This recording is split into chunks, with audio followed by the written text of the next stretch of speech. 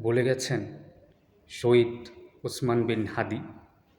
আবার পরিচয় করিয়ে দিই, ভারতীয় আধিপত্যের বিরুদ্ধে সে লড়েছিল, বাংলাদেশের জন্য সে জীবন দিয়েছে।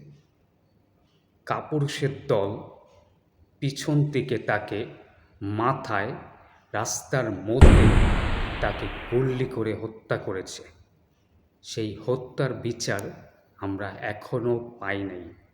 আমাদের দেশের আইন এত পরিমাণ দুর্বল, একটা দেশের জন্য যে জীবন দিয়েছে তার জন্য কিছুই করতে পারছে না। ধরে নিব কি প্রশাসনের দুর্বলতা? যদি দুর্বলতা হয়ে থাকে তাহলে হাদি মরে নাই, লক্ষ হাদি জন্ম হয়েছে, আবার মাঠে নামবে ইনশাআল্লাহ। ইনকলাব জিন্দাবাদ।